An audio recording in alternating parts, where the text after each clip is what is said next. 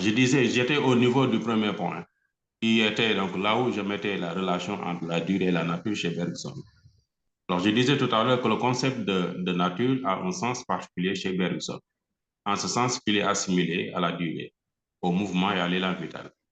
On pouvait se limiter uniquement à l'élan vital pour mieux donc, étayer la notion bergsonienne de la nature, mais même s'il en était donc le cas, on ne peut pas s'empêcher de montrer le rapport intrinsèque entre la nature et la durée. Mais bien avant, il est tout de même important de savoir que quand Bergson parle souvent dans ses écrits de la nature, il fait référence à la matière, au réel.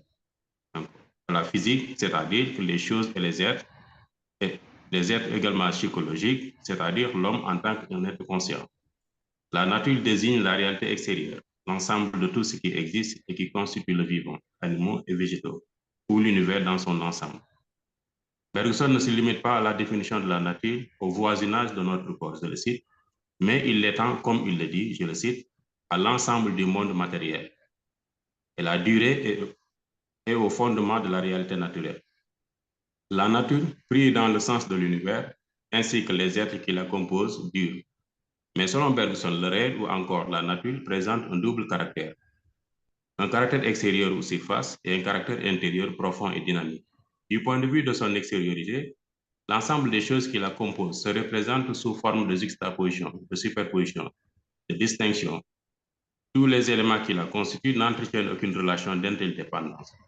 Alors que dans son sens interne, la nature est vie, une force dynamique qui fait que tout le vivant est dans un processus de mouvement et de changement, d'évolution et de création perpétuelle de nouveautés imprévisibles.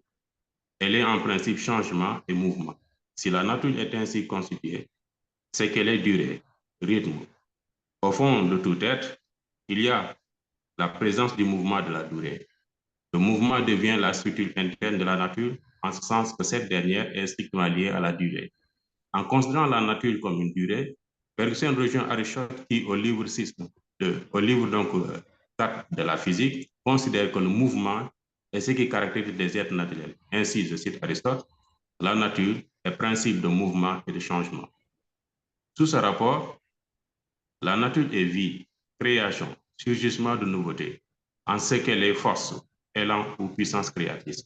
Mais selon Bergson, cette réalité dynamique de la nature est cachée aux hommes, car ils sont trop souvent occupés par les quotidiens et suivent la dictée de leurs besoins. C'est d'ailleurs pourquoi l'homme du sens commun et la science entretiennent des rapports utilitaires avec elle, car trop occupé pour l'un à satisfaire son intérêt matériel, pour l'autre à agir sur la nature. C'est pourquoi le sens vital des ça. Alors que l'artiste ou même le mystique ou le philosophe, qui peut percevoir la profondeur de la réalité dynamique de la nature fondée sur la durée. Dès lors, on peut dire que la perception est ce qui favorise la relation entre l'homme en tant qu'il est un corps et la nature en tant qu'elle est une matière. Elle est ce qui définit l'action possible du corps sur la matière ou l'univers ou encore la nature. Mais Bergson définit deux formes de perception par lesquelles les hommes entrent en relation avec la nature. La perception extérieure surface utilitaire de la nature, que nous considérons comme une perception close, et la perception de la nature profonde et rythmique de la présence de la force vitale ou perception ouverte. La première définit le regard utilitaire de l'homme du sens commun et dans un autre sens la science, alors que la seconde est propre à l'artiste dans un autre sens, celui du philosophe et du mystique. Mais en quoi consistent ces deux perceptions de la nature? Alors, au second point, nous traitons de la perception commune de la nature. Donc là, nous sommes au second point. Alors, la perception commune de la nature désigne la manière générale dont les hommes regardent la nature. Il s'agit des conditions possibles de la perception lorsque le corps entre en relation avec son environnement, la nature ou l'univers de manière générale. La perception commune définit la relation du corps avec le milieu ou l'environnement. Mais c'est une perception dynamique, car elle est action en ce sens qu'elle traduit l'action de mon corps sur les corps environnants et vice-versa. En montrant les conditions de possibilité de la perception extérieure et du rôle qui joue le corps, Bergson considère, je le cite, le corps vivant comme une espèce de centre d'où se réfléchit sur les objets environnants l'action que ces objets exercent sur lui. En cette réflexion consiste la perception extérieure. La perception entendue comme nous l'entendons mesure notre action possible sur les choses et par là, inversement, l'action possible des choses sur nous. Mais dans ses écrits, il la considère comme le choix et discernement. Mais ce que l'homme cherche dans cette relation avec la nature, c'est tout ce qui porte pour lui un intérêt, la satisfaction de ses besoins. Je le cite, le corps capte la face des choses qui l'intéressent, trace des circuits qui répondent à ses besoins et laisse dans l'ombre l'inintéressant.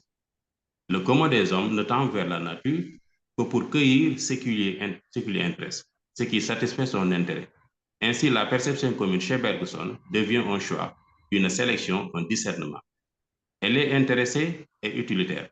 Je le cite, elle répond à des besoins matériels et sociaux. Cette perception utilitaire dans les deux sources de la morale et de la religion se traduit par une recherche frénétique du luxe et du confort à travers une surexploitation de la nature pour le compte des grandes industries techniques. C'est pourquoi le caractère dynamique de la nature échappe à l'homme du sens commun qui ne voit que son intérêt quand il fait usage des choses. Percevoir donc, c'est sélectionner l'ensemble des images, toutes les choses dans l'immensité donc de l'image de la nature qui me seront utiles dans la société ou dans la vie pratique. Et cette manière commune de concevoir la nature se retrouve également dans la technique scientifique. Science et sens commun ont la même attitude utilitaire vis-à-vis de la nature. Le rapport qui existe souvent entre la science et la nature est celui de l'exploitation. Exploiter la nature consiste à y tirer tout ce qui est nécessaire à la survie de l'homme. Trop occupé à satisfaire le besoin matériel de l'homme, la science technique d'aujourd'hui étend sa mainmise dans la nature en la transfigurant. Mais la science se sert de la puissance fabricatrice de l'intelligence pour agir sur la matière. Ainsi, je cite Bergson, la science positive s'adresse en effet à l'observation sensible.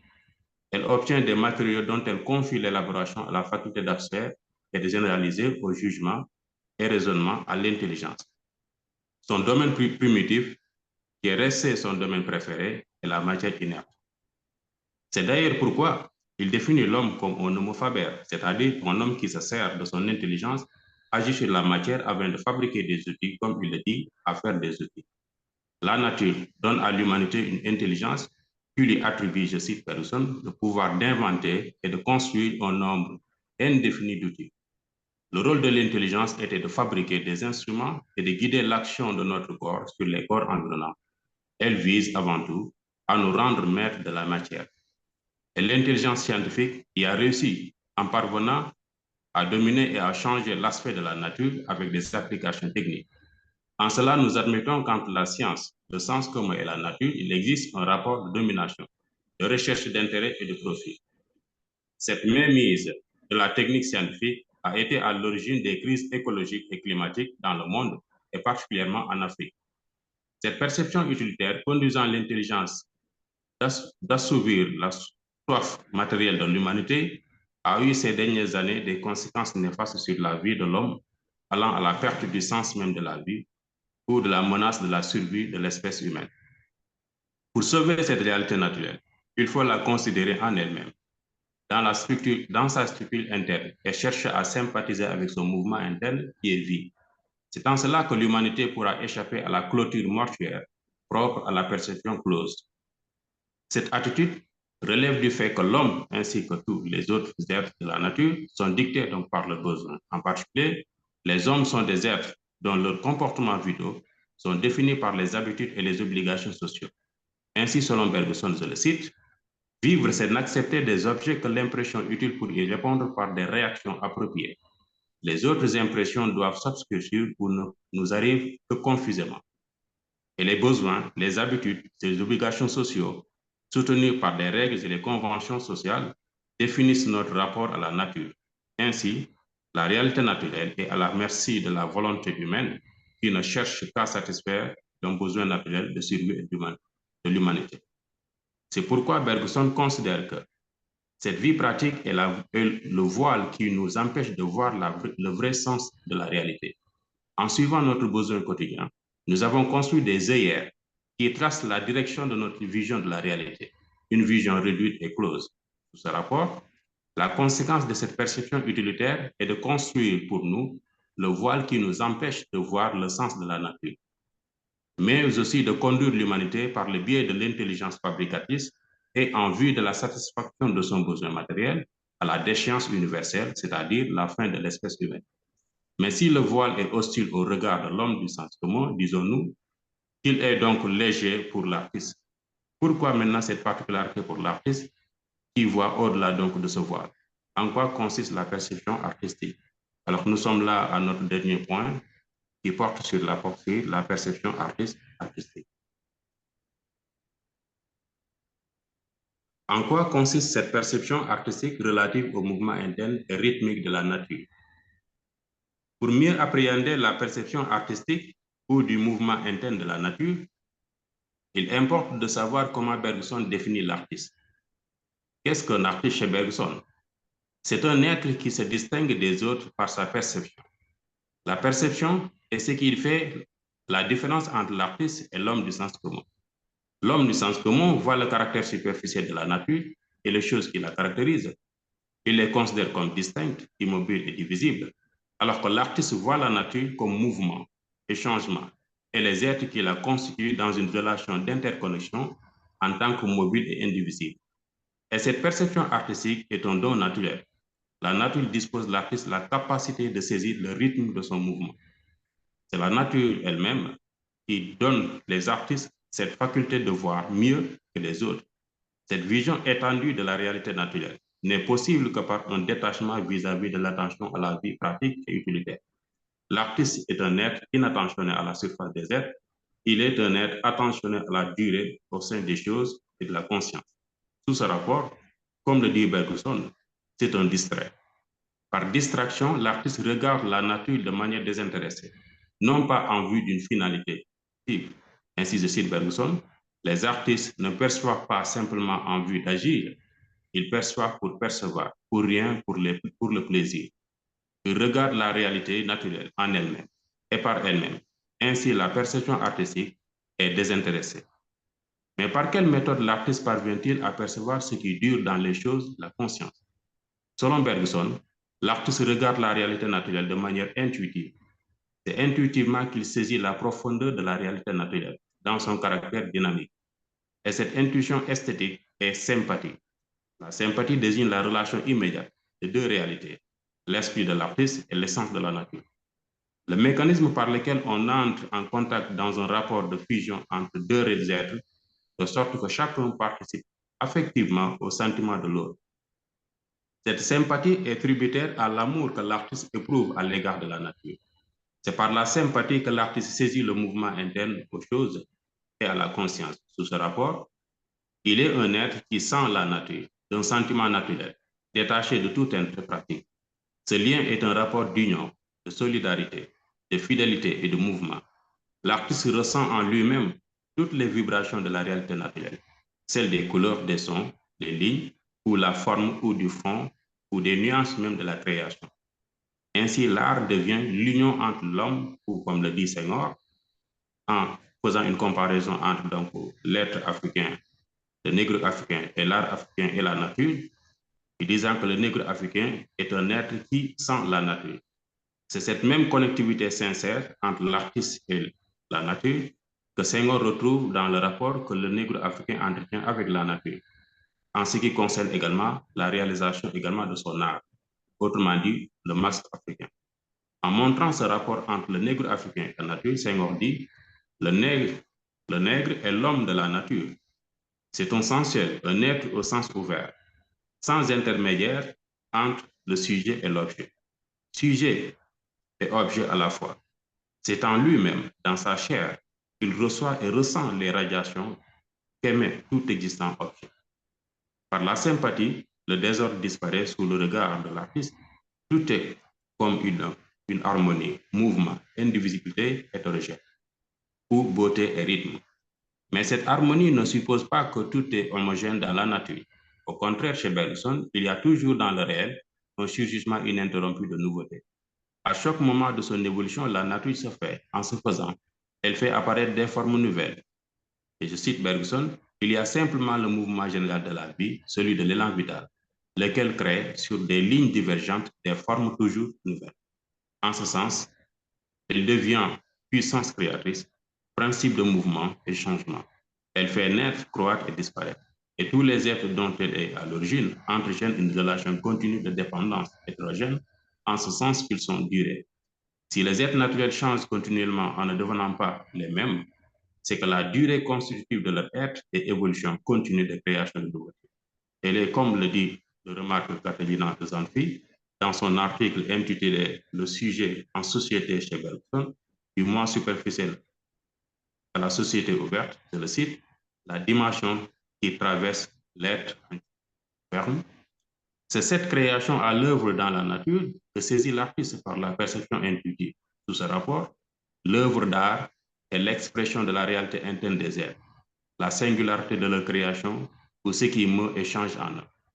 Par ce pouvoir, l'art étend notre vision des choses et des êtres.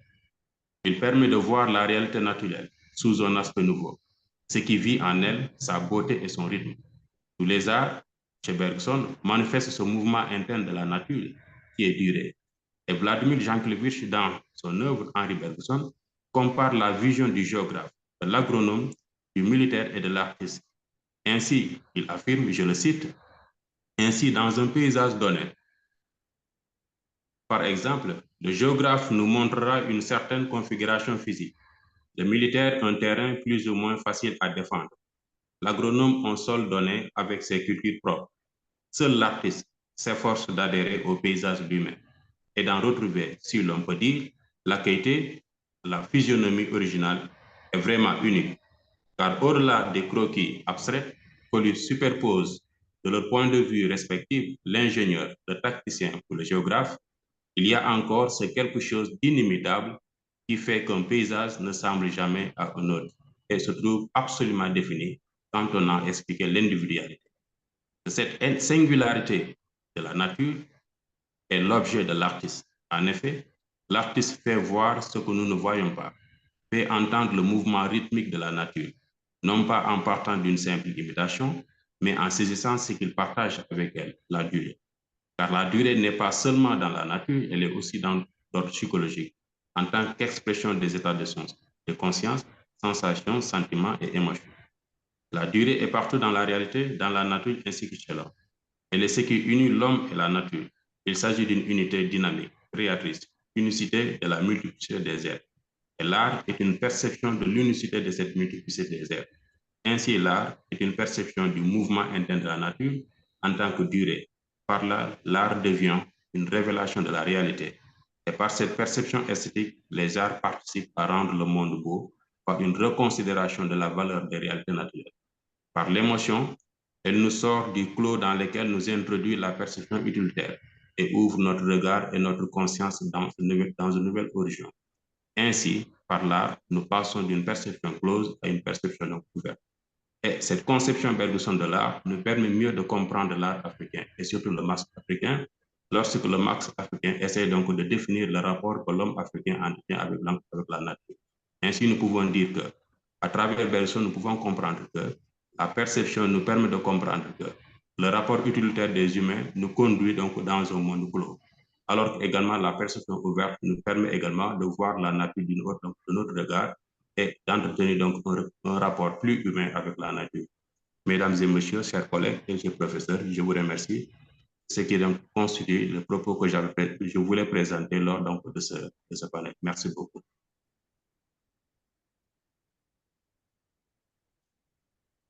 Merci beaucoup, Monsieur Samba Doucouré.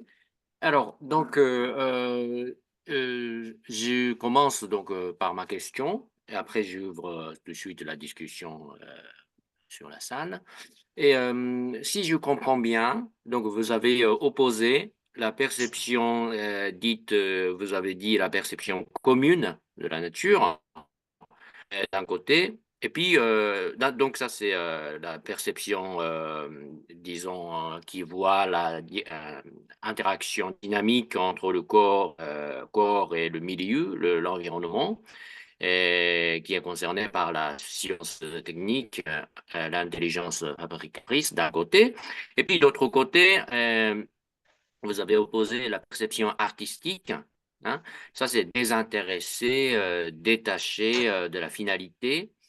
Alors, donc ça, je crois que j'ai bien vu le schéma. Alors maintenant, donc les deux questions. Alors la première question, donc si je prends votre titre, hein, donc la perception perception éthique. Alors, esthétique, ça peut être, donc, parce que ça vient de l'esthétisme, de la sensibilité, du sensible. Alors, d'un côté, j'aimerais bien j'aimerais bien écouter un peu plus votre avis sur le mot distrait. Alors, et on sait bien, hein, donc les Bergsoniens savent bien que Bergson a utilisé le mot distrait pour l'art, hein, pour l'artiste. Mais d'autre côté, c'est pas simple distraction, c'est pas simple désintéressement, c'est un désintéressement, mais c'est quand même ça a une direction, donc c'est une sorte d'attention. Hein. Distrait, c'est pas simplement une interruption totale, mais c'est un retournement de l'attention. Donc c'est encore une forme d'attention. Donc ça, j'aimerais bien voir comment ça se passe entre la perception commune et la perception artistique, cette forme d'attention. Parce que je crois que ça a un rapport, c'est la similarité entre les deux perceptions. Voilà. Donc ça, c'est ma première question. Ça, bon, le mot, j'ai choisi distrait, mais ça peut être dynamique, hein, parce que vous avez utilisé, pour les deux perceptions, vous avez utilisé le mot dynamique. Parce que vous avez dit, pour la perception commune, je crois que vous avez dit la perception dynamique, pour voir l'interaction dynamique entre le corps et le milieu, l'environnement. Mais d'autre côté, vous avez utilisé le mot dynamique pour la perception artistique aussi, hein, pour la perception esthétique aussi. Vous avez dit c'est une voilà, intuition dynamique. Donc, je crois que le mot dynamique aussi, ça peut être questionné. Alors, la deuxième question, alors esthétique, ça peut être, bien sûr, c'est artistique dans votre sens. Et à ce moment-là, ça me perplexe toujours. Ça, c'est pas seulement pour votre exposé, mais pour la problématique générale de la possibilité de l'esthétique bergsonienne. Ça me perplexe toujours, c'est que, bien sûr, Bergson parle beaucoup de l'œuvre d'art partout dans les œuvres, mais en même temps, on sait que entre l'esthétique et la morale, il a choisi finalement la morale. Et donc, toujours, ce qui me gêne, c'est le rapport entre le regard nouveau et l'action en tant que telle, c'est-à-dire le rapport entre l'esthétique et le mystique. Euh, donc, ça, j'aimerais bien savoir, parce que parfois, j'ai l'impression que pour vous, euh, ce qui est artistique, esthétique et ce qui est mystique, c'est un peu la même chose. Mais c'est ça, j'aimerais bien savoir un peu plus, parce que donc ça, c'est le regard artistique. Est-ce que ça prime sur, c'est supérieur sur le regard, par exemple, sur le niveau d'action, ou est-ce que c'est différent? Est-ce que c'est un peu la même chose? Ça, j'aimerais bien savoir. Et puis d'ailleurs, c'est dans le domaine esthétique elle-même, par exemple, au moment où on peut parler, par exemple, de l'art site-speak, ça, c'est quelque chose qui est un peu différent. C'est pas seulement esthétique, mais aussi historique, politique, bon, un peu dans le terrain d'action. Donc ça, c'est ma deuxième question. Est-ce que j'ai bien exprimé ma question? Est-ce que ça va? Ça va de courir? Oui, merci. Oui, ça va, ça va. Bon, puisqu'il y a un peu de coupure, mais j'ai compris l'essentiel, hein. Il y a un peu de coupure, puis que la connexion d'un peu des fois fait des Oui, pauses. allez-y, Mais oui, voilà, allez-y. j'ai compris l'essentiel. Je sens. Bon, par rapport au résumé que vous avez eu à faire tout à l'heure, donc le résumé de ma présentation, évidemment, j'ai essayé de faire donc, ce rapprochement, donc, essayer de montrer, faire donc, le rapprochement entre la perception commune et également lié aussi donc, un peu donc, à la science, mais également j'ai essayé donc de faire le rapprochement à la perception esthétique. Alors, Donc, ici, j'ai pris différentes formes de perception commune, par exemple, ou encore j'ai parlé de perception utilitaire, et aussi j'ai parlé de la perception esthétique, mais tout cela, c'est d'autres types de perceptions. J'ai essayé de les analyser en fonction de la relation avec la nature. Donc, ça dit que pour montrer comment, ça dit que la perception utilitaire, quel est son rapport avec la nature et ses conséquences même.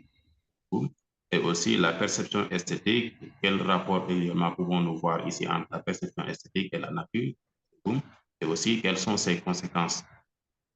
Et là, vous avez bien donc pu faire le résumé également de ma communication. Donc, allons directement par rapport aux questions que vous avez posées. Je dirais bien que ce sont des questions, mais également ce sont aussi des suggestions. Parce que là, par exemple, quand vous parlez de la distraction, je comprends bien que vous avez parlé de la distraction et vous avez analysé la distraction dans le sens d'une attention, tout en montrant qu'il ne s'agit pas d'une distraction absolue ou il s'agit d'une déconnexion ou d'un désintéressement total et absolu. Mais je pourrais dire que c'est une distraction, si j'ose dire, une distraction active en fait. Active dans le sens où il ne s'agit pas de se désintéresser et dire qu'il n'y a aucun lien, mais il s'agit, quand Bergson essaye de définir l'artiste par la distraction, évidemment, il ne s'agit pas d'une distraction, comme vous le dites, où il s'agit de se déconnecter, mais c'est une distraction qui peut être supposée comme étant une forme d'attention. Et je pourrais dire que c'est une autre forme d'attention. Parce que là, il y a aussi d'autres concepts qu'il utilise, l'inattention à la vie active pratique et attention à la réalité. Attention à la réalité, mais comment on peut être attentionné à la réalité? C'est il faut également se déconnecter des préoccupations pratiques de ce que Bergson appelle le voile maintenant de la vue, de ce qui peut nous voiler la vision, de ce qui peut constituer un masque pour obstruer également notre perception des choses. Et cela, Bergson le montre également à travers ses écrits. Il nous montre qu'il y a plein de choses qui nous empêchent de voir le véritable sens même de la réalité. Et vous, par exemple, notre préoccupation quotidienne, il montre, et également, il montre donc la satisfaction donc, de notre besoin quotidien. Si je prends ces exemples-là, peuvent être des éléments qui peuvent nous empêcher de voir le véritable sens même donc, de la nature. Et là, maintenant, c'est dans ce sens même que je parle de la perception commune. La perception commune, c'est-à-dire qu'ici, Bergson procède ainsi pour essayer de montrer la façon générale, la relation que le corps peut entretenir avec son environnement, avec la nature. Et que le corps, comme étant un instrument également d'adaptation, c'est-à-dire que je pourrais dire c'est un moyen qui nous permet d'entrer en relation avec l'environnement. Et la perception est vue ici, de façon générale, comme ce qui met en rapport le corps et son environnement. Maintenant, cette relation avec l'environnement, souvent, c'est une perception qui ne voit pas l'entièreté donc, de la réalité, qui ne voit pas l'essence même donc, de la réalité. Alors pourquoi on ne peut pas voir l'essence de la réalité? Parce que nous sommes préoccupés, selon Bergson, à satisfaire notre besoin matériel et notre besoin utilitaire, à satisfaire également notre besoin matériel. Et là, puisque maintenant nous cherchons toujours, nous tendons vers la nature dans un rapport intéressé, il y a à chaque fois, c'est ce que nous avons besoin de la nature que nous voyons, mais il y a une grande partie de l'essence même de la nature qui n'est pas perçue. Et dans ce cas de figure, c'est là maintenant que vient l'intérêt même de la perception artistique, et comme vous le dites, qui sera une perception qui est aussi, donc, non seulement qui se manifeste par distraction, mais d'une distraction qui est une distraction active.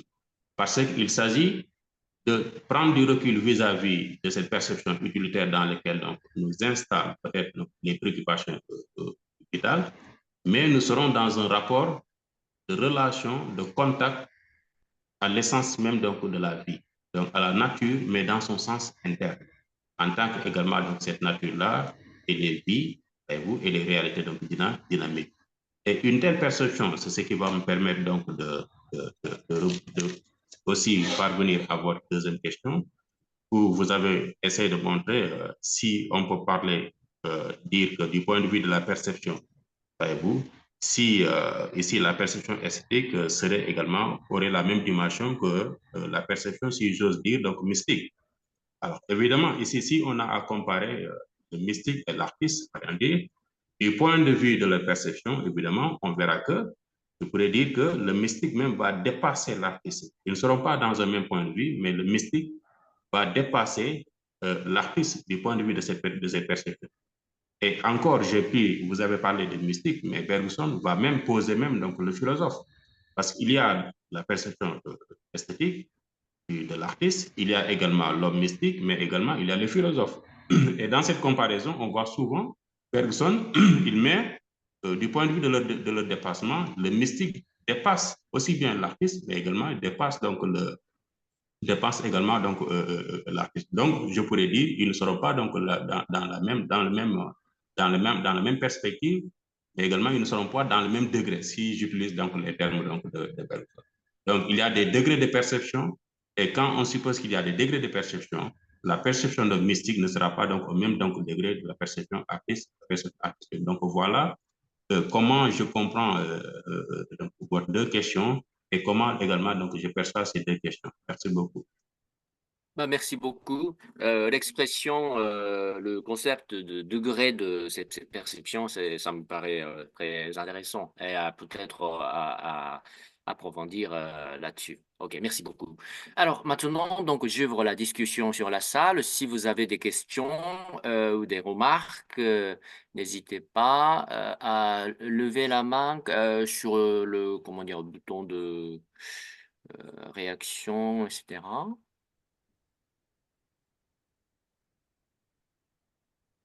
Ah, alors, donc Katharina, oui, allez-y.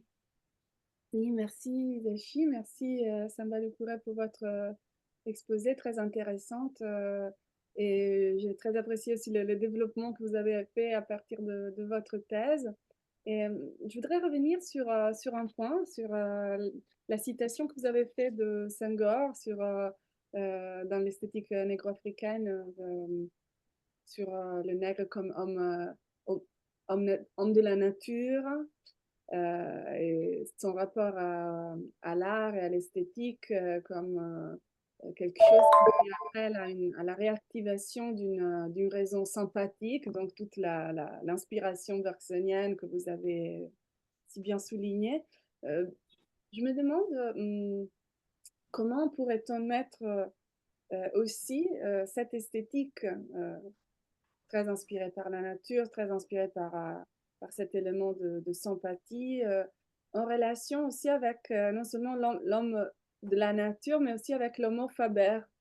Parce qu'il y a tout un aspect des arts, comme vous le savez bien, qui a un aspect technique, un aspect manuel de réalisation, de concrétisation, qui passe par la technique, mais qui ouvre tout un autre résultat, qui n'est pas une maîtrise de la matière, mais c'est pour ouvrir une nouvelle perception, un nouvel horizon d'expérience. Donc, comment articuler ces deux éléments anthropologiques, disons, dans l'esthétique bergsonienne? Et encore merci pour votre exposé.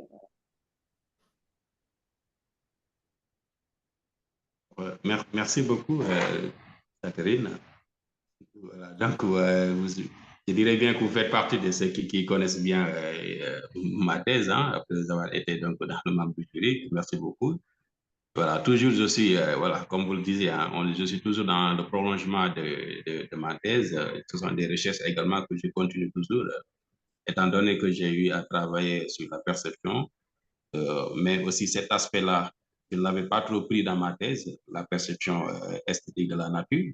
Voilà. Donc, et là, je suis dans de nouvelles recherches allant dans ce sens. Et j'ai bien aimé aussi votre analyse tout à l'heure, hein, en parlant de Senghor. Évidemment, je n'ai pas eu le temps d'élargir cet aspect-là, parce que l'idéal, c'était que d'abord, que je parvienne à faire la relation, montrer d'abord la relation entre comment Bergson d'abord établit ce rapport-là à la nature, pour mieux revenir et comprendre aussi comment, à travers cela, je pourrais comprendre l'esthétique africaine. Parce que là, par exemple, en faisant appel à Senghor, évidemment, en disant que donc, le nègre comme homme de nature aussi, donc voilà, homme de nature, là aussi, il faut que nous comprenions vraiment aussi. Donc, n'est pas au sens purement péjoratif, hein, mais juste homme de nature aussi, il faudra que, bon, dans la religion, que je puisse éclaircir cela. Qu'est-ce qu'il a voulu dire en disant que c'est un homme de nature? C'est-à-dire qu'un homme de nature ne suppose pas dire que c'est un sauvage, non du tout. C'est-à-dire qu'il veut dire qu'il est dans un rapport, dans une relation entre, donc, avec la nature. Cette relation qui est une relation de compréhension, une relation de connaissance, une relation de sensation. C'est pourquoi Senghor même, souvent dans sa théorie, il va beaucoup parler donc de l'émotion, il va parler de la sympathie, il va parler de l'intuition qui nous permet de comprendre le véritable sens de la réalité. Donc, homme de nature, c'est-à-dire que c'est un homme qui comprend le véritable même donc, sens de la nature. Donc, et comment il le comprend? Il le comprend parce qu'il le sent. Il le sent. Comment il le sent? Il le sent par intuition. Maintenant, puisqu'on a un rapport anthropologique, donc il y a un rapport anthropologique ici qui est défini, il est important à partir de ce moment de nous faire voir que Ferguson nous permet mieux comprendre aussi, non seulement ce que Senghor parle, donc ici dans le rapport entre le négro-africain et donc la nature, mais ça permet aussi de comprendre les pratiques, donc les pratiques artistiques africaines, comme par exemple si je prends le masque africain, celui qui sait que le masque africain peut avoir une vocation utilitaire, une vocation sociale, une vocation traditionnelle, mais pour comprendre le sens du masque africain, il est important de comprendre le rapport que l'homme africain entretient avec la nature. C'est dans cette compréhension, c'est dans cette compréhension que nous parvenons à comprendre quel est le sens véritable donc, du masque africain. Donc, ceci pour dire que l'esthétique africaine, ou bien l'art africain et les œuvres d'art africain, donc pour mieux les saisir, il faut saisir d'abord l'artiste lui-même. Quel est son rapport avec sa tradition? Quel est son rapport avec son milieu? Quel est son rapport avec sa société? Et cette relation, c'est une relation que Bergson nous permet de comprendre parce que Bergson, en nous montrant que l'artiste est en relation avec la nature et il perçoit la nature dans son sens dynamique, cette perception peut avoir, si on prend donc le cas de l'art africain, une dimension religieuse. Lorsqu'on sait que le marx africain n'a pas uniquement un sens esthétique, mais il y a un sens religieux qui se manifeste à travers donc, la production artistique africaine. Donc de là, on peut dire donc, si on peut partir de là, on voit qu'il y a non seulement un rapport esthétique, mais ce rapport esthétique également montre aussi la relation jusque dans la production artistique entre l'œuvre d'art en tant que l'artiste ou l'homme qui est là en rapport à la nature, dans laquelle il tire beaucoup d'éléments qui peuvent servir à sa production. Donc ici, du point de vue donc, de la technique, du savoir-faire, donc de l'usage du manuel, cela nous renvoie également ici à l'idée selon laquelle l'artiste, dans ce rapport avec la nature, on pourrait dire, dans la pratique, les œuvres qu'il fabrique sont produits. Ce sont des produits qui tirent de la nature. Prenons par exemple le masque africain. L'artiste africain, qu'est-ce qu'il fait, par exemple, pour fabriquer des masques? Le bois qu'il utilise, c'est un bois qu'il tire dans la nature. Mais il ne s'agit pas de n'importe quel bois. Il prend ce bois-là qu'il travaille, qu'il fabrique, qu'il en fait un masque. Mais le bois qu'il utilise, ce n'est pas n'importe quel bois. Pourquoi ce n'est pas n'importe quel bois? C'est un bois qui, après l'avoir fabriqué, il y a également donc un rapport mystique qui va exister entre le produit et également donc, la société à laquelle également appartient cet artiste. Donc l'artiste ici a besoin, voyez-vous, de produits naturels, mais aussi il a besoin également donc, de la matière naturelle, voyez-vous, pour parvenir à la production donc, de ces œuvres.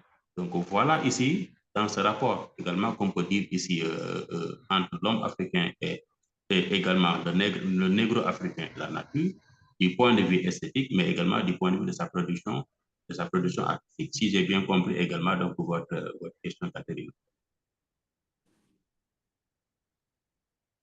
Merci beaucoup. Alors, il y a une autre... désolé, Katharina, est-ce que tu voulais dire quelque chose? Ça va? OK. Alors, il y a une autre question. Monsieur Ebenezer Joël, s'il vous plaît. Merci. Je vais justement, il s'agit, j'étais revenu sur la préoccupation, la deuxième préoccupation qui a été la vôtre. On ne sera pas surpris que je rapproche, je demande à Samba Doucouré de nous dire son point de vue par rapport à la dimension, je vais insister sur la dimension de l'individuel, du personnel, qu'on a vu chez le mystique, le grand ou petit mystique, et il est seul avec, dans son expérience. Ici, l'artiste aussi a un rapport qu'il traduit dans une œuvre, c'est vrai. Mais que pense M. Doucouré de cette préoccupation de Bergson chez le mystique quand il distingue le mystique complet qui s'intéresse à autrui et le mystique incomplet qui ne pense qu'à lui, enfin oui, qui ne pense qu'à lui, il a raison, mais bon, est-ce qu'on retrouverait quelque chose chez l'artiste et comment vous pouvez nous traduire cette préoccupation bergsonienne d'autrui? Est-ce que l'artiste, parce qu'il fait ce que le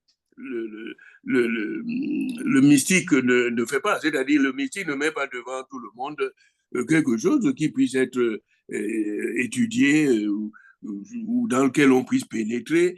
Il a réalisé son quota avec Dieu. Bon, mais n'empêche que Bergson a dit qu'il est favorable à la création de sociétés mystiques, laïques, qui permettent à d'autres de bénéficier de l'expérience du mystique. Alors, chez l'artiste, et vous savez que dans l'histoire de la philosophie, certains ont pensé que l'artiste était inutile à la société. Bon, alors, quel est votre point de vue ici, M. Doucouré?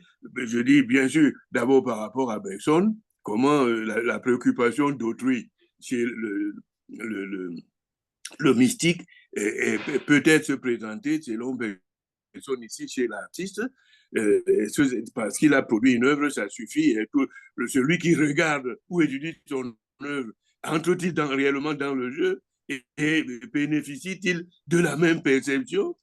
Bon, il y a cet aspect que je souhaite. Et sinon, comment l'artiste, peut-on dire qu'il est dans une fonctionnalité qui se soucie aussi de l'utilitarisme, parce que c'est de ça qu'il est question quand on parle de mysticisme incomplet, qui n'est pas généreux, etc. Voilà, je m'arrête là. Merci de votre réaction.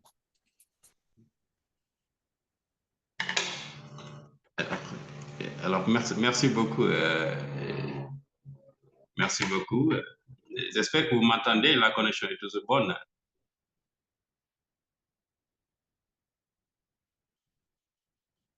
Oui, nous vous entendons. Oui, Voilà, oui, merci.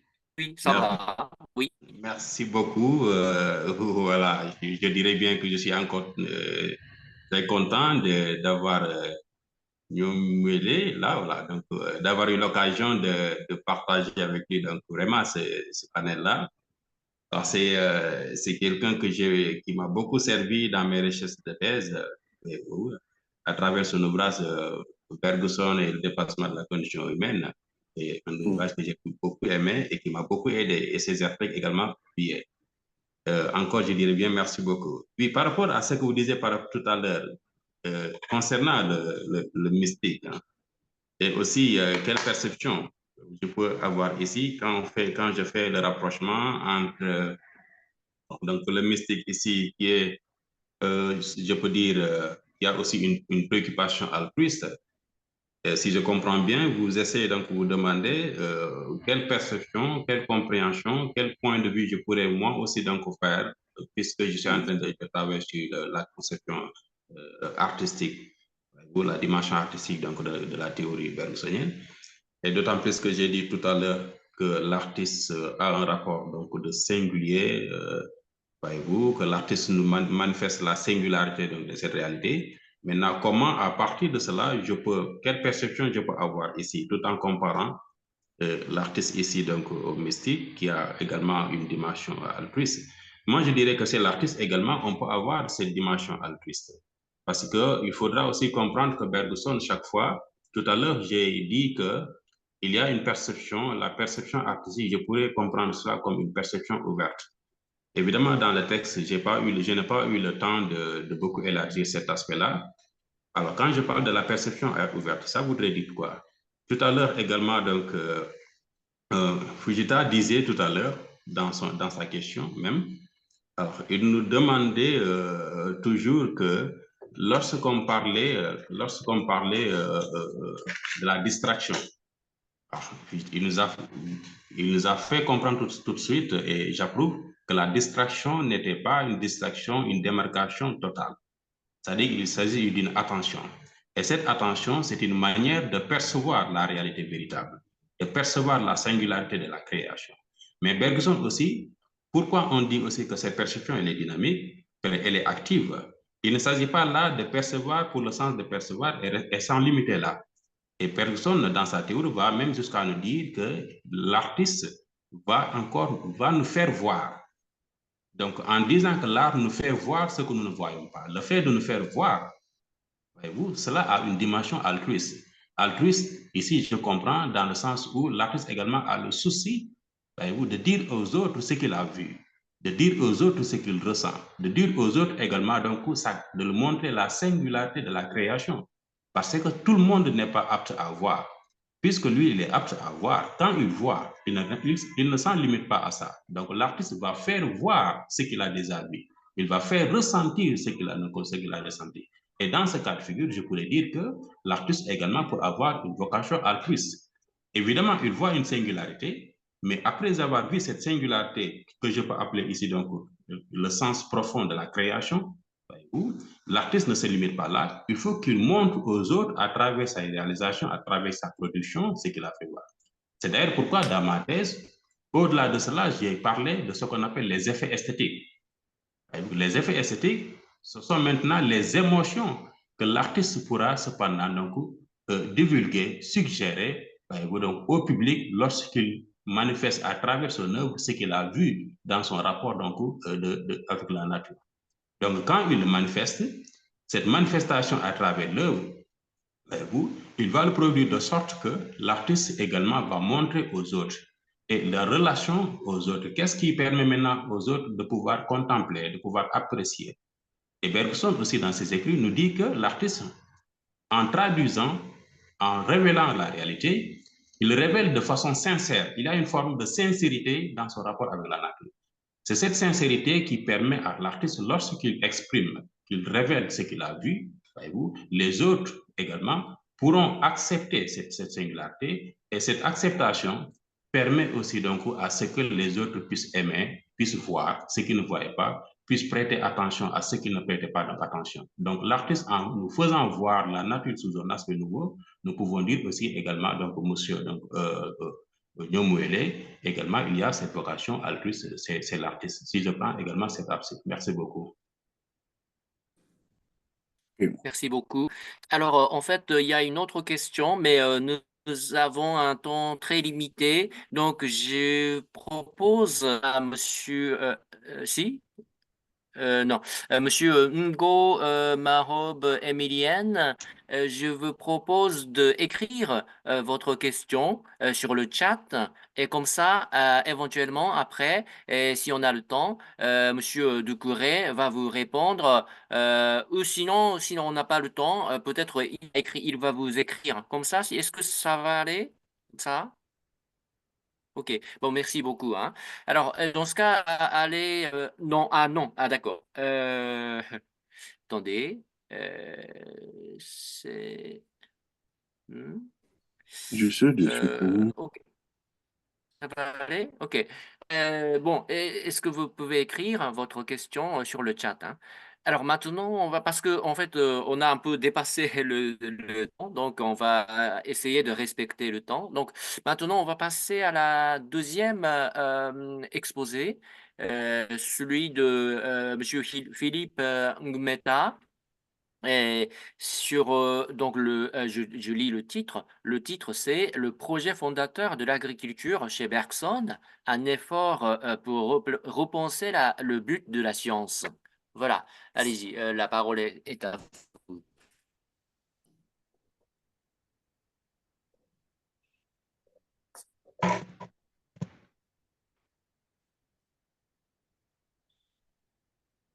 Monsieur Ngumeta?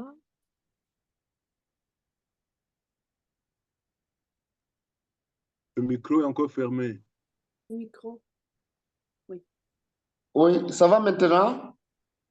Oui. Oui, on Voilà. vous entend, on vous entend. Voilà, merci. Mon article est bel et bien intitulé Le projet fondateur de l'agriculture chez Bergson, un effort pour repenser le but de la science. Mais je dois dire, dès le résumé, je dis déjà que la thèse défendue dans l'ensemble de l'article, c'est que les techniques culturelles, agrobiologiques et l'exigence d'une humanité qui mange à sa faim donne raison à Henri Bergson quant à sa vision de l'agriculture, justifie son idéologie agricole tournée vers une science qui accroît le rendement de la terre. Donc, chez Bergson, justement, on est frappé par le procès qu'il fait du machinisme, mais profondément, sa référence à la mystique qui appelle la mécanique permet de situer son projet qui vise à appliquer les procédés scientifiques à l'agriculture, à utiliser des machines agricoles pour alléger le fardeau de l'homme. Donc, notre travail comporte une introduction, bien évidemment, 3 parties. Nous allons essayer de dire l'essentiel en quelques mots. Non, mais déjà, dès l'introduction, à titre d'introduction, nous disons que la réflexion d'Henri Bergson qu'Henri Bergson mène sur la finalité de la science, sur l'esprit d'invention, ne s'est pas toujours exercé au mieux des intérêts de l'humanité, montre que de nos jours, le bergsonisme est d'actualité et mérite d'être enrichi à la lumière des données de notre monde actuel. L'humanité et l'Afrique en général, en particulier, je veux dire, est toujours confrontée aux problématiques soulevées par ce genre de la pensée, si l'on s'en tient au fait que, je le cite, des milliers d'hommes ne mangent pas à leur faim, fermez les guillemets, et que le machinisme a d'autres visées en dehors de l'agriculture. On n'a pas beaucoup écrit sur cet aspect chez Bergson, chez Henri Bergson justement. Il en a été difficile d'imaginer la première préoccupation de l'industrie, d'imaginer que la première préoccupation de l'industrie, autant pour moi, soit d'accroître le rendement de la terre ou de fournir à l'homme un outillage puissant, voire une intelligence essentiellement fabricatrice pour se nourrir. Près d'un siècle après la publication de la 58e édition de son ouvrage, Les 2 sources de la morale et de la religion, que retenir de son œuvre face aux défis du monde contemporain?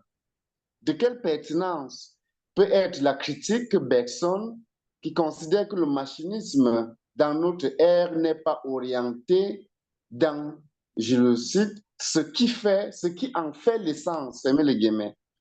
On a tout à gagner dès lors à retourner la question et à se demander, la mécanique bergsonienne débouche-t-elle sur la technophobie? Autrement dit, en reprochant au machinisme d'avoir trop encouragé les besoins artificiels, d'avoir contribué à la prolifération du luxe, a-t-il oublié que la machine est une grande bienfaitrice? L'idée révolutionnaire d'un industrialisme mystique et mécanique fait-il de Bergson un technophobe ou un technophile? Cette réflexion, nous proposons, cette réflexion se propose de résoudre ce problème en examinant d'abord son refus des thèses et de la fatalité de l'histoire. En deuxième lieu, nous montrerons que l'agriculture est la fin, chez Bergson, est la fin ultime de l'industrie. Et en troisième lieu, nous dégagerons les perspectives. Mais en grand terme, intitulé « Le refus de la fatalité de notre histoire et éloge du pluralisme méthodologique », nous revisitons la méthode scientifique de Bergson. La méthode scientifique, il resterait sur le plan strictement épistémologique, hein, et son refus des thèses historicistes. Donc, l'objet de cette première partie, dans cette première partie, nous montrons que Bergson se méfie des lois historicistes. Et nous le citons, Et nous ne croyons pas à l'inconscient en histoire. Les grands courants de pensée dont on a parlé sont dus à ce que des masses d'hommes ont été entraînés par un ou plusieurs d'entre eux. Il est dans les dessous de la morale et de la religion. À page 158, il ajoute, il n'y a pas d'obstacle que des volontés suffisamment tendues ne puissent briser si elles s'y prennent à temps. Nous ne croyons pas à la fatalité en histoire. Nous ne croyons pas à la fatalité en histoire.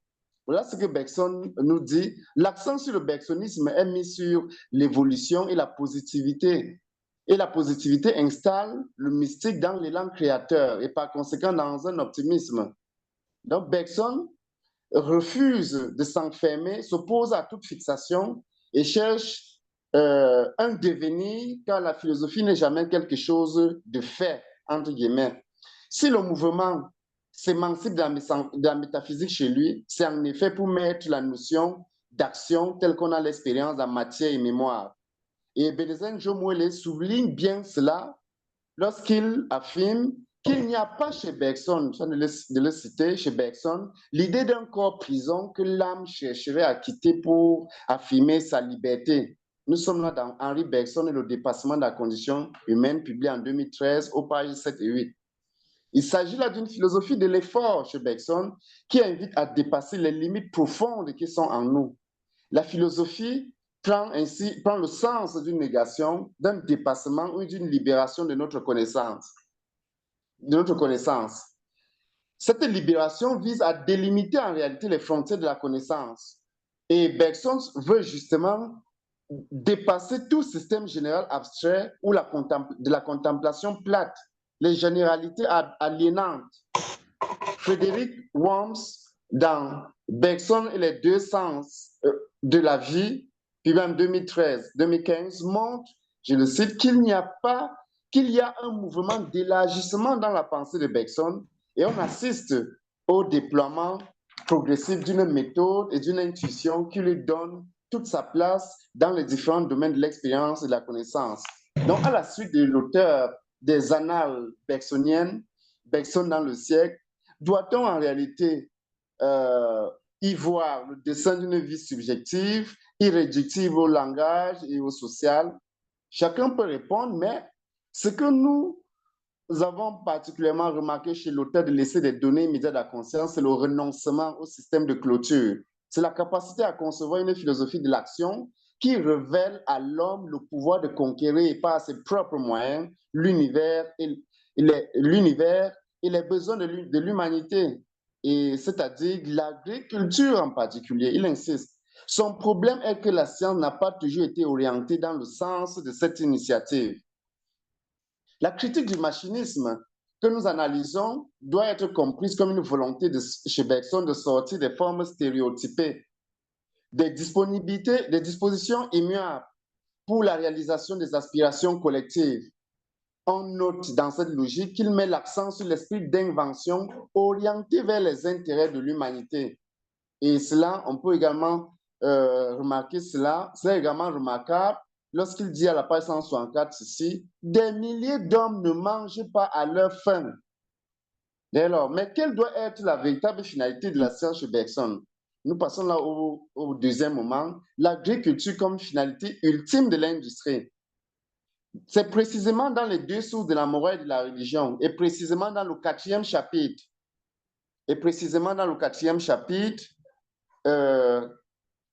que Bergson réfute l'essentiel des thèses épistémologistes. À la page 64, il montre que l'esprit d'invention, renforcé par le machinisme, a créé une foule de besoins nouveaux. Il ne s'est pas assez préoccupé d'assurer au grand nombre, à tous, si c'était possible, la satisfaction des besoins anciens. Plus simplement, sans négliger le nécessaire, il a trop pensé au superflu. Il met l'accent donc sur le superflu. Le superflu ici renvoie à notre sens.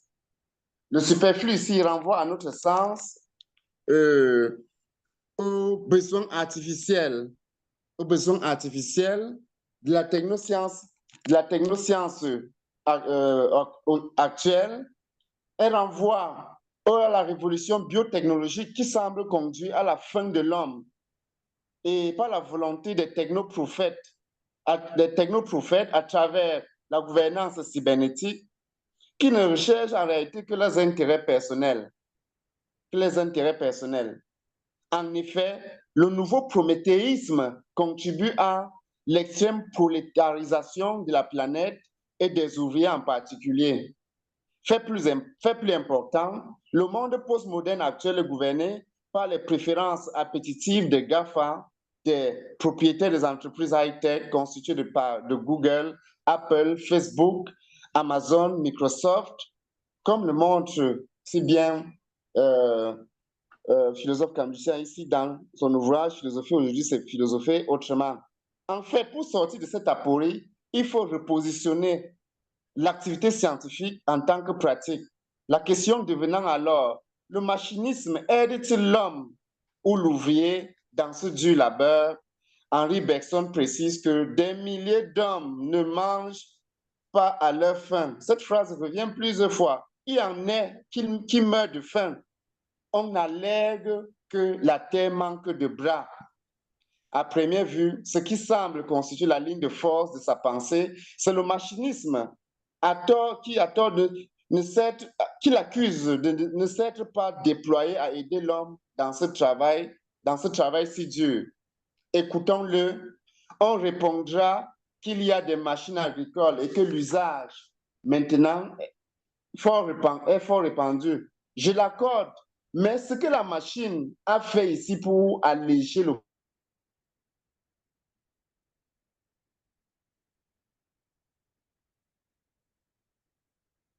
J'ai l'impression que c'est figé ou... Oui.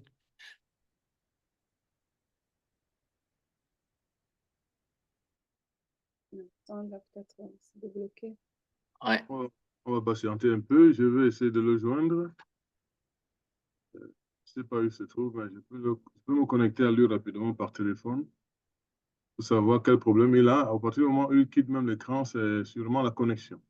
Et voilà, je vous reviens très vite.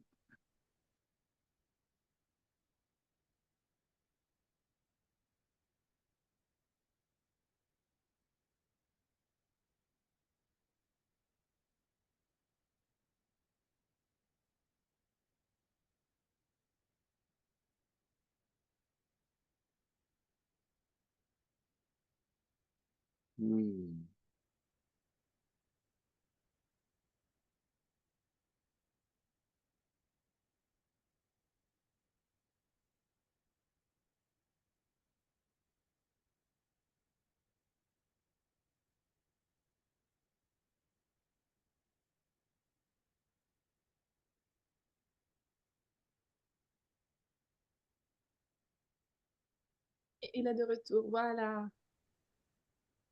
Oui, alors on répond à cette conférence.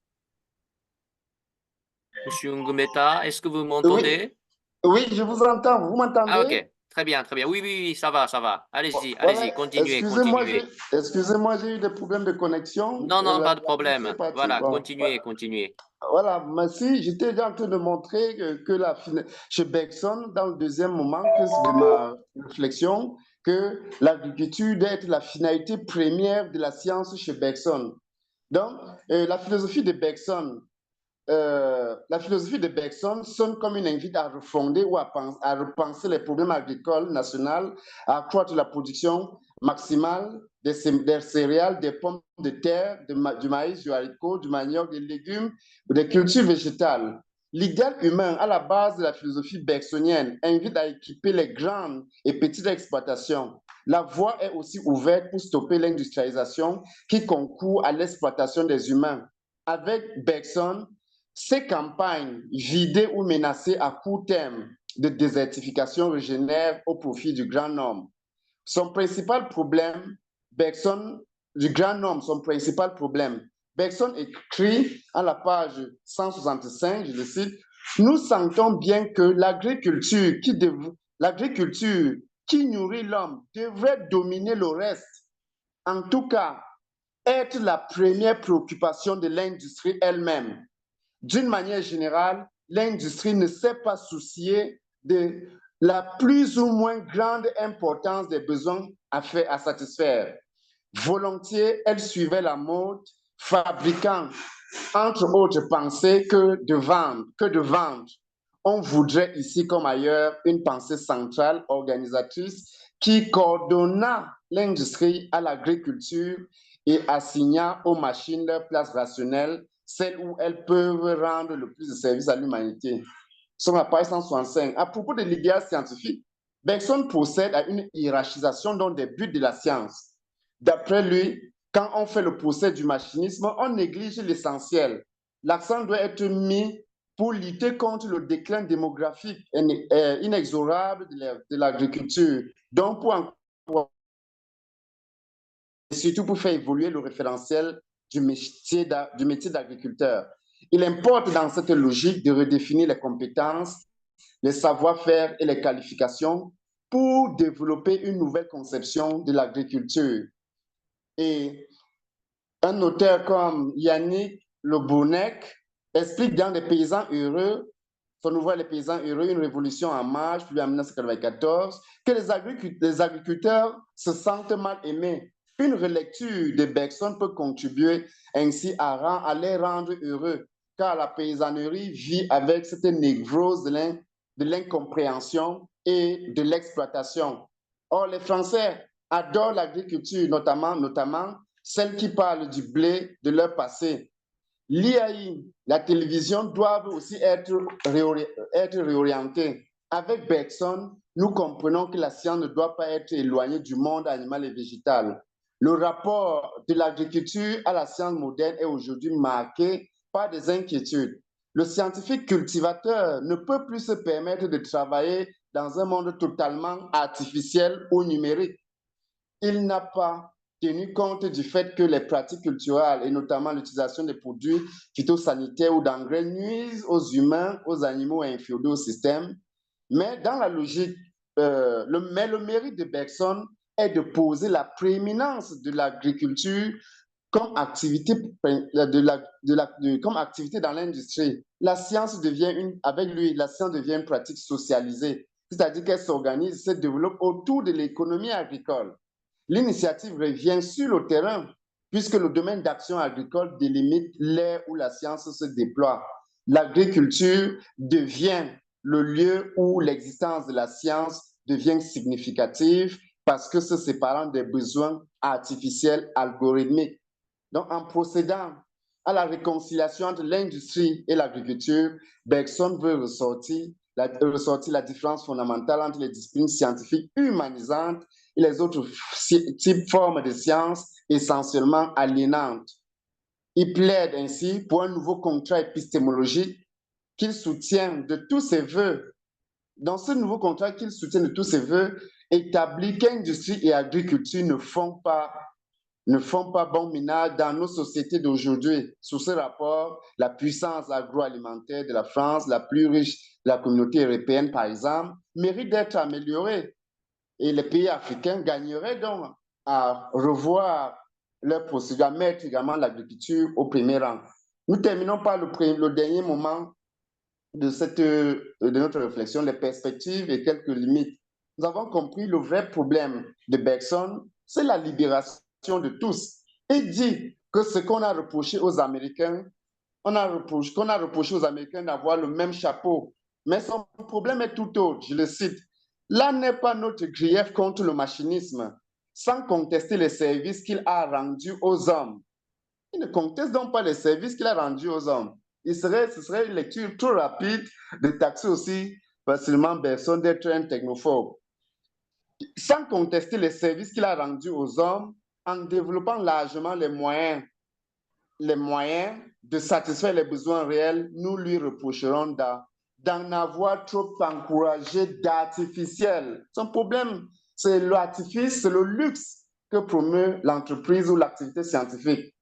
Il faudrait que l'humanité, tous ses efforts pourraient d'ailleurs se corriger. La machine ne serait plus alors que la grande bienfaitrice. il faudrait que l'humanité entreprise de simplifier son existence avec autant de frénésie qu'elle et non pas la prétendue force des choses, encore moins une fatalité inhérente à la machine qui a lancé une certaine piste d'esprit d'invention. Nous sommes en train de le citer. C'est clair, personne s'étonne qu'on n'ait pas pensé, je le cite, au bien-être pour tous, fermez les guillemets, mais au luxe pour tous. Nous sommes là à la page 165. Il insiste pour sa part sur la dignité et la sécurité dans l'existence de la production matérielle.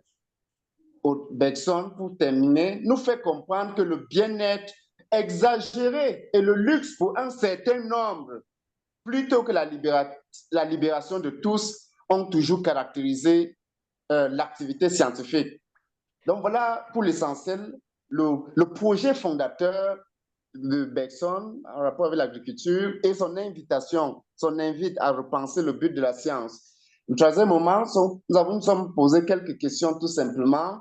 Nous avons dit pour l'essentiel que le bergsonisme, intitulé le bergsonisme, est l'utopie de la libération pour tous. Donc, son projet de libération pour tous cache un projet de démocratisation de la science qui peut être interrogé. Mais comme perspective, le bergsonisme et nous, l'œuvre de Bergson est-elle à classer au musée de l'histoire de la philosophie, de l'histoire des idées, de l'économie, de la politique? Non, malgré ses limites, le bergsonisme ne saurait mourir.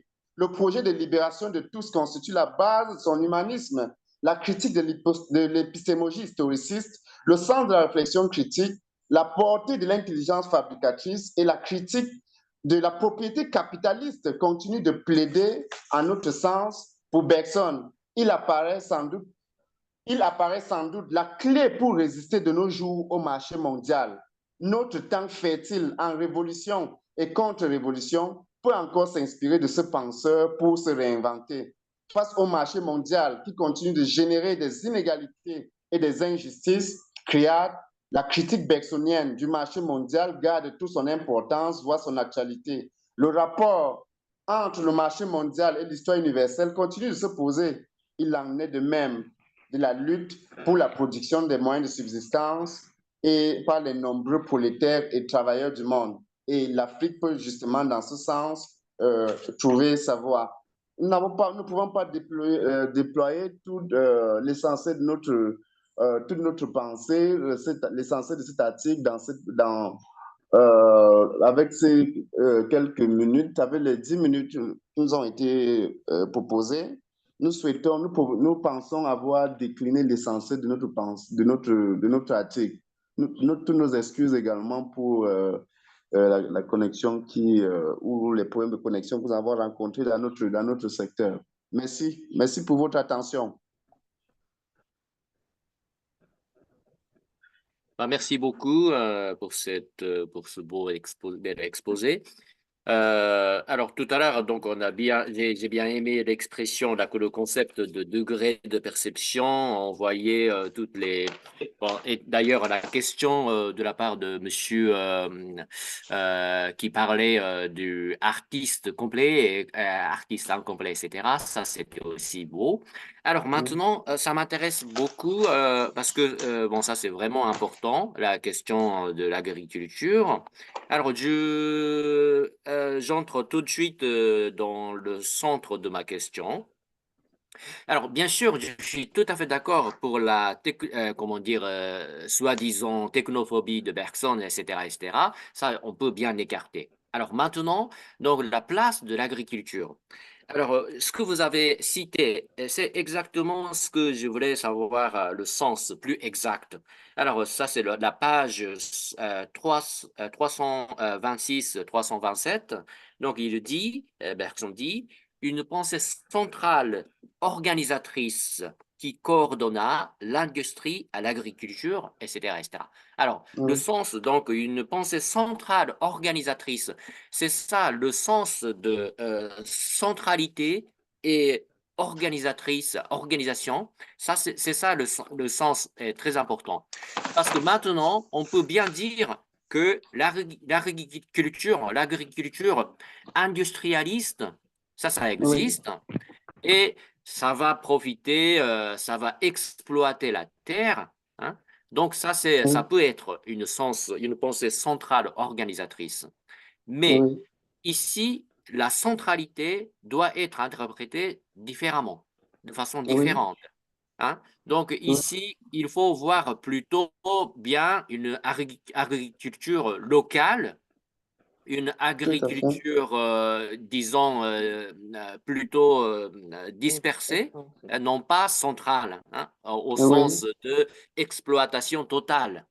Donc, oui, il faudrait faire reposer la terre. Ça aussi, ça peut être un moyen, hein, de continuer oui, dans l'agriculture, disons, bergsonienne. Voilà. oui, Donc ça, j'aimerais bien savoir, parce que maintenant, par exemple, tout à l'heure, on a parlé de l'art en général, de l'artiste en général, mais il fallait voir plutôt le degré d'artiste, hein, donc artiste complet, artiste incomplet. Mais ici, on doit voir, il faut voir plutôt donc, le degré de l'agriculture. Donc, l'agriculture, c'est pas seulement de parler de l'agriculture en général, mais il y aurait l'agriculture fermée et l'agriculture ouverte. Donc, j'aimerais bien savoir votre avis sur l'agriculture ouverte, hein. C'est dans quel bois? Donc, c'est pas suffisant de parler l'opposition à la GAFA, hein, mais oui. aussi, il faut bien voir en détail l'agriculture ouverte. Ça serait, voilà, c'est ce que j'aimerais bien savoir. Voilà, merci. Voilà. Merci pour la question posée. Vous mettez l'accent sur deux types d'agriculture, l'agriculture fermée et l'agriculture ouverte.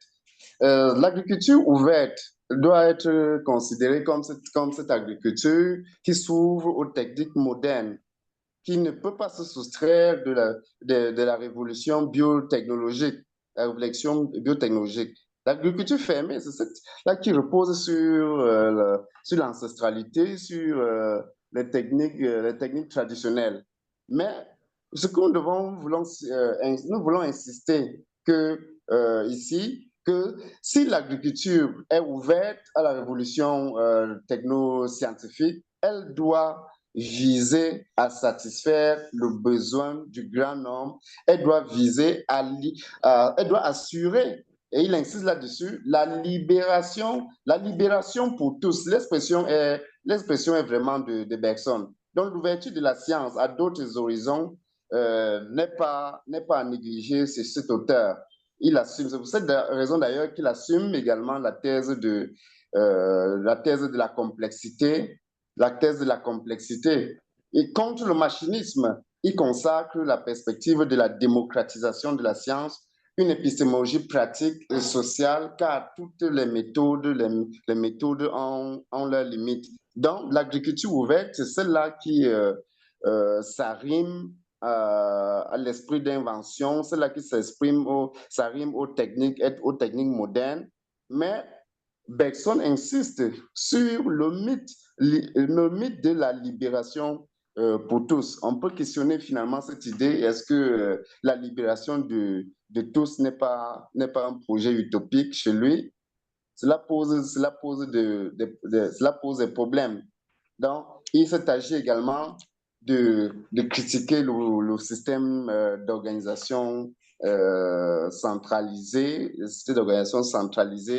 qui aliène plutôt l'ouvrier ou le paysan. Donc, voilà quelques brèves réponses qu'il pouvait donner à propos. Et merci pour les remarques faites sur l'agriculture industrialiste. OK, merci beaucoup.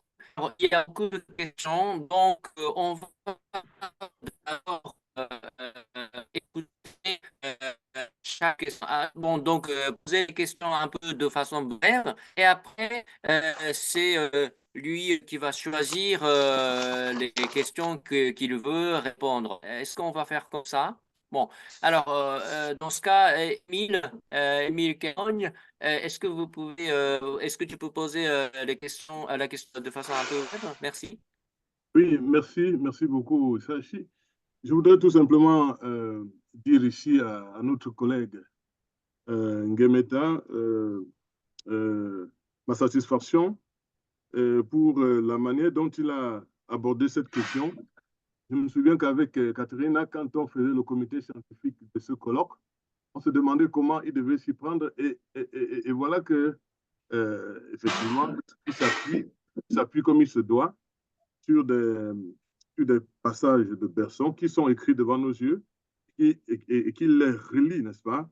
Il les relie, n'est-ce pas, à la problématique de la faim sur la planète Terre. Je voudrais tout simplement, il s'agit vraiment lui dire de continuer ce travail et de voir dans quelle mesure, n'est-ce pas? Nous allons proposer à la fin tout à l'heure une idée concernant la publication de ces travaux. C'est très important. Merci beaucoup. Il n'y a pas une question essentielle à lui. Merci beaucoup. Merci bien, monsieur le doyen. Merci pour l'encadrement également. Merci. Alors, deuxième question, remarque, commentaire. Alors, je le nom Batman, donc allez-y, Batman.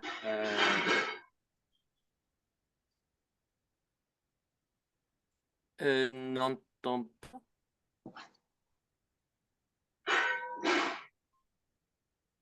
De qui Batman? Je ne sais pas, je ne connais pas. Apparemment, il ouvre le micro. C'est le docteur Niangui de la Côte d'Ivoire, en fait. Ah, d'accord. Peut-être c'est son ordinateur qui l'a masqué comme ça.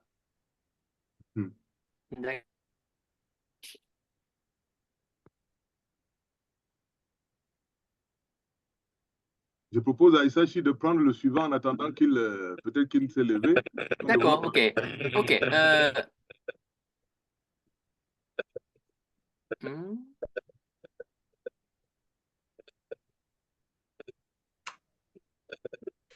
Bon, alors dans ce cas, en attendant donc le micro de Batman qui fonctionne, je donne la parole à Jeanne Diouf.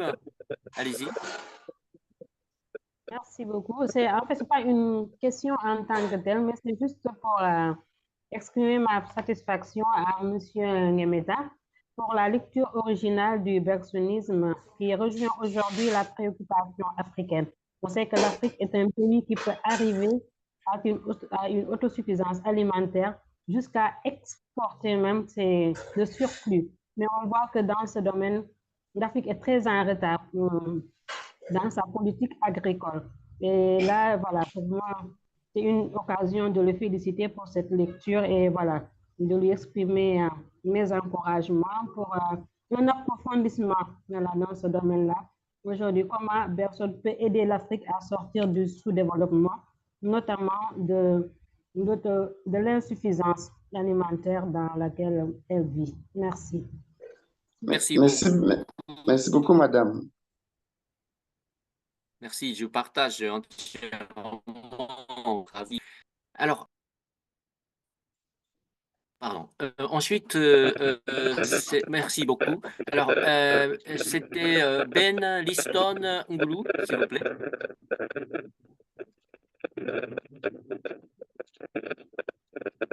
Vous n'ouvrez pas le micro. Est-ce que vous pouvez ouvrir votre micro?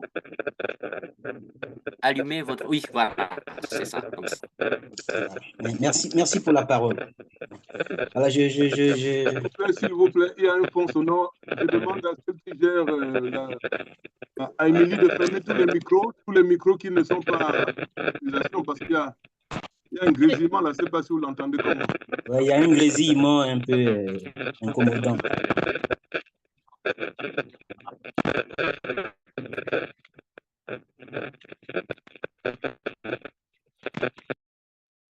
Madame Goma, vous veuillez fermer votre... Voilà, c'est passé. Ok, allez-y. Le micro est encore fermé. Voilà, allez-y. C'est bon là? Ouais, ok. Donc, je tenais vraiment à louer l'effort du docteur Ngemeta qui a su articuler un auteur comme Bergson, un auteur très métaphysiste souvent, avec une problématique comme celle de l'agriculture, une problématique très concrète qui nous touche au plus près. Bon, maintenant, j'ai quand même une question parce que dans les remarques finales des deux sources, Bergson a considéré la question du surpeuplement. Voilà, il a vu le surpeuplement comme une problématique, comme un problème qu'il fallait résoudre à long terme, d'autant que l'Europe de Bergson était un continent surpeuplé. Alors, en préconisant la question de la résolution du problème de la faim, comment articuler cette résolution-là avec la question justement du surpeuplement qui lui est corrélatif? Parce qu'en en proposant une solution au problème de la faim, on va accroître la population mondiale. On va résoudre le problème de la faim, on va combattre la faim, on va combattre donc la mortalité que la faim implique et on va accroître la population mondiale. Alors, comment articuler ces deux problématiques-là? C'est ma question. Merci, oui. Si Ngumeta peut répondre de façon un peu brève, c'est bien.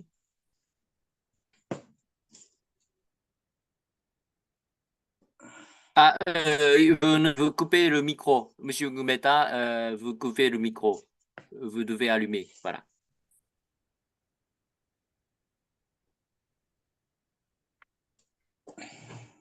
Non, pas encore, on va. Je crois que ça va maintenant. Oui, ça va, oui. Allez-y, allez-y. Voilà. Je dirais tout simplement que la question du surpeuplement se posait à l'époque de Bergson, mais je dois dire que cette question doit être actualisée. Il insiste sur l'importance de la terre, et il n'hésite même pas à indiquer, et c'est cela qui justifie aussi l'actualité même de cette thématique chez Bergson. Les terres, s'il faut lier surpeuplement et la question de la faim. Les peuples ont faim parce que, ce n'est pas nécessairement parce qu'il y a plus de personnes sur la terre, mais aujourd'hui, la question de l'accaparement de la terre doit être prise en compte. Et c'est cette question, les terres sont accaparées par les grandes puissances, par des élites même pour le cas des pays africains, et cela contribue à accroître cette faim-là. Donc les populations n'ont même plus de terre. Cette question est d'actualité au Cameroun et je crois que se poserait également dans la plupart des pays africains. Je ne voudrais pas ici citer quelques entreprises ou des élites qui s'accaparent des hectares, des milliers d'hectares de terre, mais la question de la faim n'est pas nécessairement liée au supplément. Ce n'est pas nécessairement parce qu'il y a plus d'hommes qui a faim. On pourra replacer la question de la terre au centre et exploiter les terres pour la libération de tous, pour le plaisir de tous. Mais quand quelques personnes s'accaparent l'essentiel des terres, il en parle, le problème se pose en ce moment. Voilà pourquoi Bergson invite à repenser la finalité de la science. Merci. Ok, merci. Alors ensuite, comme donc il n'y a pas beaucoup de temps, Ngo, Mahob, Emilienne et Amani Albert, est-ce que vous pouvez poser vos questions ou vos commentaires successivement et après Ngumeta va répondre voilà, ensemble. Voilà, merci. D'abord Ngo, Mahob, Emilienne, s'il vous plaît. Oui, allô, bonjour, merci Philippe. La vanne qui a trouvé faire ce rapprochement entre Bergson et l'agriculture aujourd'hui, quand on imagine le propos à laquelle il a été toute l'œuvre aujourd'hui, c'est très intéressant l'explication. Maintenant, ma préoccupation dont parle Bergson à la dernière page des deux sources de la morale et de la religion n'est pas un supplément d'âme, non pas pour la technologie ou alors l'accaparement des terres, mais c'est un supplément d'âme qui est appliqué, à mon avis, sur la question de solidarité. S'il n'est pas là, elle a mis à ce que on produise plus qu'on ne travaille avec la vie intensive. Aujourd'hui, s'il faut donc revenir au niveau du partage, ou bien alors de la réforme agraire, comme ce qu'on peut appeler aujourd'hui ce que tu penses, la révision équitable des terres à tout le monde, est-ce que tu pensais que ce retour de la famille soulève personne à ce niveau n'a pas poussé sa réflexion au fond parce que il a oublié, il a voulu critiquer les progrès immenses de l'humanité en oubliant que ces progrès sont plus, comment je peux dire, bienfaisants pour l'humanité que dans ce secteur, dans le secteur de l'agriculture, bien, ils sont malfaisants peut-être ailleurs, mais ils sont bienfaisants pour l'agriculture, malgré les, on appelle la maîtrise qui a été faite avec la chimie qui intervient beaucoup là-dessus. En tout cas, je voulais t'inviter à revoir son rapprochement à l'agriculture par rapport à la problématique de l'ouvert au clos, parce que si on essaye de critiquer Bergson par rapport à parler de la critique des liens sur l'agriculture, on rentre dans le clos, dans l'ouvert. Ça pose problème. Merci. Alors, je prends cela comme une contribution et crois que les échanges vont se poursuivre, Dr Ngoma. Merci. Merci. Alors ensuite, Amani Albert, est-ce que vous pouvez... Oui, allez-y. Oui, je suis là, vous m'entendez? Oui. D'accord. Ça va, oui. Ma question va directement à M. Ngemeta. Quand il exposait quand il faisait son exposé, il a parlé de besoins de l'humanité. Bon, de là, je vais distinguer besoins matériels, besoins spirituels. À son niveau, au niveau de sa communication, est-ce que après avoir distingué ces deux types de besoins-là, on peut établir un rapport d'opposition ou bien de complémentarité? Alors, ça va, vous m'avez entendu? Oui. OK. Voilà, je crois que les deux besoins ne sont pas à opposer chez Bergson. Nous avons bien, dans mon exposé, nous avons bien suivi la recentration qu'il fait. Il refuse carrément d'être classé parmi les technophobes. Et je ne sais plus à quelle page exactement il le dit, mais c'est dans les deux sources d'amour et de la religion. Bergson dit « L'humanité gémit à demi écrasée sous le poids des progrès qu'elle a faits. Elle ne sait pas que son avenir dépend d'elle. » Je crois que Bergson ne nie pas la part du matériel, ni la part du spirituel. Donc, il y a une relation de va-et-vient, je dirais ainsi, une relation de va-et-vient entre le matériel et le spirituel. Donc, l'un n'exclut pas l'autre. OK, c'est bon. Merci. Voilà, merci. Merci beaucoup. Merci beaucoup. Alors, donc, cette session était vraiment riche, hein, donc de l'esthétique à l'agriculture. C'était vraiment, ça a montré bien l'intérêt et l'analyse profonde donc des études bergsoniennes africaines. Bon, alors merci beaucoup. Alors, il faudrait peut-être laisser un peu de temps pour reposer pour que tout le monde. Et je ne sais pas si on va reprendre la session